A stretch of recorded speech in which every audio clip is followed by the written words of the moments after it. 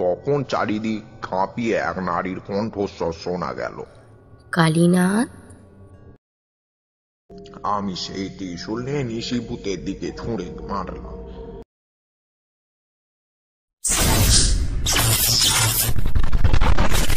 যে সমস্ত বন্ধুরা আমাদের ভিডিওটি দেখছেন অথচ চ্যানেলটি সাবস্ক্রাইব করছেন না, তাদের কাছে বিনীতভাবে অনুরোধ করব আপনারা অবশ্যই চ্যানেলটি সাবস্ক্রাইব করুন।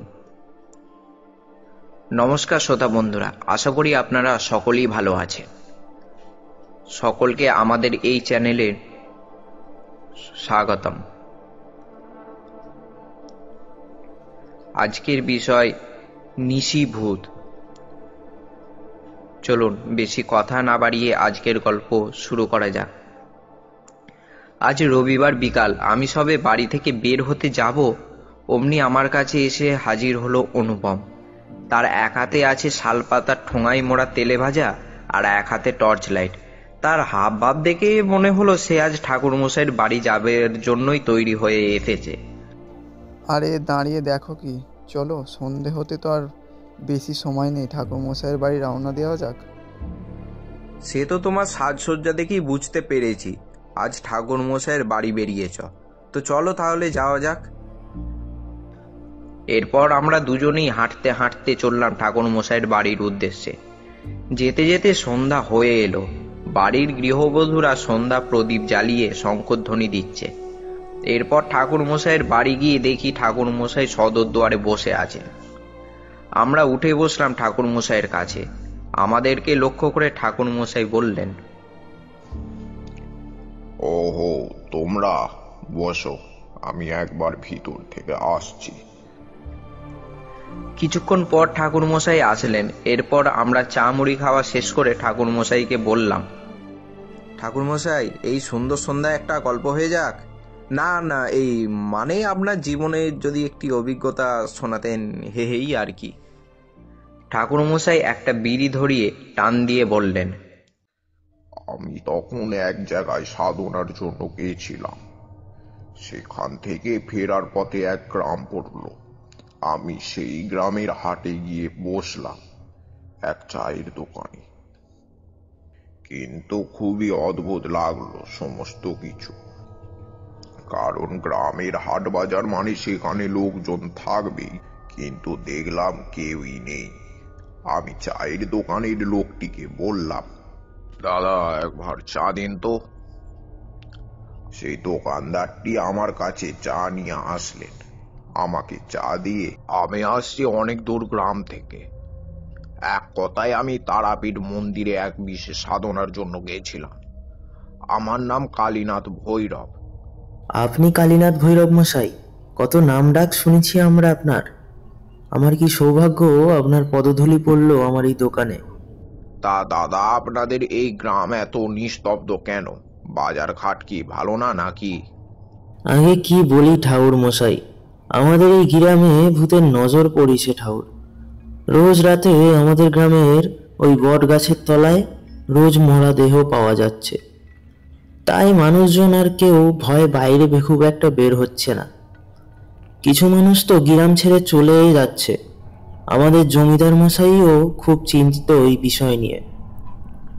কত রোজা, গুণিন, তান্ত্রিক বিরামভন দিয়ে হোম যজ্ঞ করা হলো, কিন্তু কিছুই হয়নি।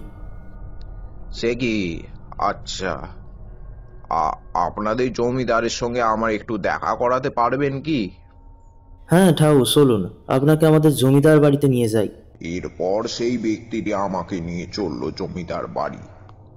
সেখানে গিয়ে সেই ব্যক্তি ডাক দিলেন, মোড়ল মশাই, ও মোড়ল মশাই। জমিদার মশাই দোতলার বারান্দা থেকে বললেন, কি হলো বিশু, এত হাঁক ডাক কিসের? কিছু সমস্যা হলো নাকি? আগে না মোড়ল মশাই, ইনি কালীনাথ ভৈরব। আপনার কাছে এনার সঙ্গে দেখা করতে নিয়ে আসলাম। এই কথা শুনে তড়িঘড়ি ছুটে আসলেন জমিদার। এসে বললেন, আসুন ঠাকুরমশাই, কত সৌভাগ্য আমার, আপনি আমাদের গ্রামে এসেছেন। জমিদার মশাই এরপর আমাকে একটা ঘরে থাকার জন্য অনুরোধ করলেন। আমার সঙ্গে সকলের পরিচয় করিয়ে দিচ্ছিলেন। আচ্ছা জমিদার মশাই, আমি চলি, দোকান খোলা আছে। দুপুরের মধ্যাহ্ন ভোজন সেরে আমি একটু বিশ্রাম নেওয়ার পর আমি জমিদারকে বললাম, জমিদার মশাই, আপনাকে এত বিচলিত লাগছে কেন? আমাদের এই গ্রামে একটা বটবৃক্ষ আছে, তার কাছে প্রতিদিন গ্রামের মানুষের মরা দেহ পাওয়া যাচ্ছে। কত রোজা তান্ত্রিক দিয়ে হোমযজ্ঞ করালাম, কিন্তু কিছুই কাজ হলো না। একদিন রাতের বেলায় এক রাখাল ছেলে ভুল করে ওই বটগাছের তলায় চলে যায়। পরদিন সকালে তার হাড়গোড় ছাড়া আর কিছুই পাওয়া যায়নি। ধীরে ধীরে এই ঘটনা একাধিকবার ঘটতে থাকে। গ্রামের লোকেরা আতঙ্কে ঘর থেকে বের হতে ভয় পায়। আমি জমিদার মশাইকে নিয়ে ওই বটবৃক্ষের কাছ থেকে ঘুরে এসে সন্ধ্যায় বললাম, জমিদার মশাই, এখানে এক ভয়ঙ্কর আত্মার অস্তিত্ব রয়েছে, যে প্রতি রাতে জীবন্ত মানুষকে গ্রাস করছে। এই আত্মা সহজে পরাজিত হবে না। আমাকে এক বিশেষ সাধনা করতে হবে। যা করণীয় করুন ঠাকুরমশাই, আমাদের এই গ্রামকে বাঁচান। আমরা না হলে সকলে শেষ হয়ে যাব যে। শুনুন জমিদার মশাই, আজ রাতেই আপনাকে নিয়ে গিয়ে সেই এক বিশাল যজ্ঞ করব ওখানে। যজ্ঞের উপাদান নিয়ে জমিদার আর আমি চললাম বটবৃক্ষের কাছে। মধ্যরাত পেরিয়ে গেল, আমি যজ্ঞ শুরু করলাম। গায়ে ছাই মেখে হাতে ত্রিশূল ধরে আমি ক্রমাগত মন্ত্র উচ্চারণ করতে থাকলাম। হঠাৎই গা শিউরে ওঠা এক বিকট শব্দ শোনা গেল, যেন মাটি ফেটে কিছু বেরিয়ে আসছে। বট গাছের শিকড় থেকে এক বিশাল আকৃতির কালো ছায়া মূর্তি বেরিয়ে এলো। তার চোখ দুটি অগ্নিশিখার মতো জ্বলছে। লম্বা লম্বা হাত দিয়ে সে বাতাসে শ্বাসরোধী শক্তিও ছড়াচ্ছে। এটি ছিল নিশিভূত, এক অভিশপ্ত আত্মা, যে আমার তান্ত্রিক শক্তির প্রয়োগ করে আত্মাকে বন্দি করার চেষ্টা করলাম। কিন্তু নিশিভূতের প্রবল শক্তি আমাকে আক্রমণ করলো। রাত গভীর হতে থাকলো, কিন্তু যুদ্ধও চলতে থাকলো। এক সময় আমি পরাজিত হয়ে পড়লাম। ভাবলাম এত সহজে এই আত্মাকে বশে আনা সম্ভব নয়। আমি জমিদার মশাইকে বাড়ি পাঠিয়ে ফাঁকা মাঠে গিয়ে স্মরণ করতে থাকলাম আমার ইষ্ট মা উগ্রকালীকে। মন্ত্র জপ করতে করতে এক বিশাল ঝোড়ো বাতাস আমাকে স্পর্শ করল। এরপর এক নূপুরে ছমছম শব্দ, আকাশে কালো মেঘ ছেয়ে গেল। বিদ্যুৎ চমকালো, নারীর কণ্ঠে বজ্রনিনাদ শোনা গেল।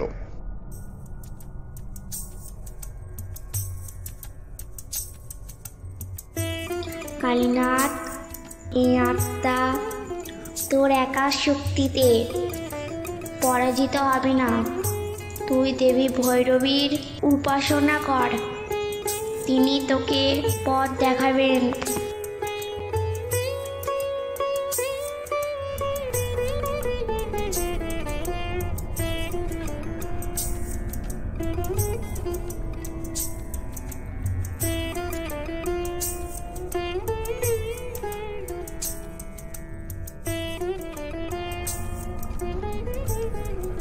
আমি এবার দেবীর ভৈরবীর উপাসনা শুরু করলাম। আমি জানতাম এই দেবীর সাধনা অত্যন্ত কঠিন, এবং যদি একটু সামান্য ভুল হয় তবে আমার মৃত্যু অবধি হতে পারে।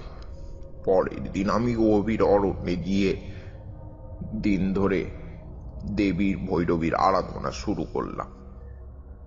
প্রতিদিন রক্ত অর্ঘ্য দিয়ে কঠোর ব্রত পালন করে আমি সাধনা চালিয়ে গেলাম। একদিন গভীর রাতে আমি যখন মন্ত্র উচ্চারণ করছিলাম, তখন চারিদিক কাঁপিয়ে এক নারীর কণ্ঠস্বর শোনা গেল, কালীনাথ।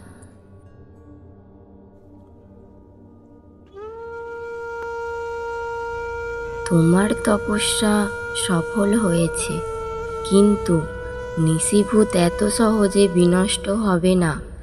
তোমাকে তার জন্মের কারণ জানতে হবে। অনেক বছর আগে এক তান্ত্রিক এই বটগাছের নিচে এক ভয়ঙ্কর যজ্ঞ করেছিল। সেই যজ্ঞের সময় এক নিরীহ গ্রামবাসীকে বলি দেয়া হয়েছিল, আর তারই আত্মা পরিণত হয়েছে নিশিভূতে।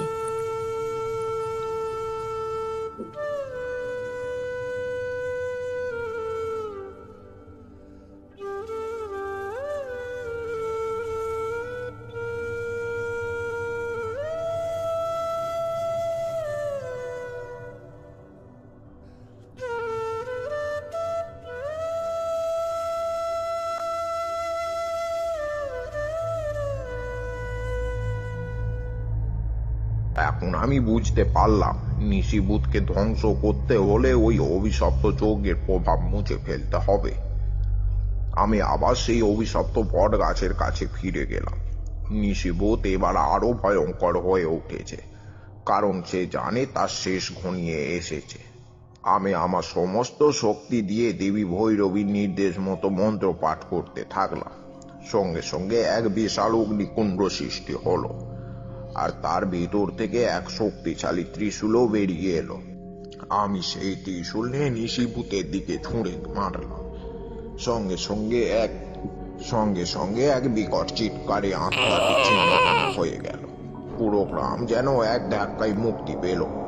পরের দিন সকালে গ্রামের মানুষ আমাকে হাত জোড় করে প্রণাম করলো। তাদেরকে রক্ষা করে আমি আবার ফিরে গেলাম। কেমন লাগলো আজকের গল্প জানাবেন এবং চ্যানেলটি অবশ্যই সাবস্ক্রাইব করবেন। ধন্যবাদ।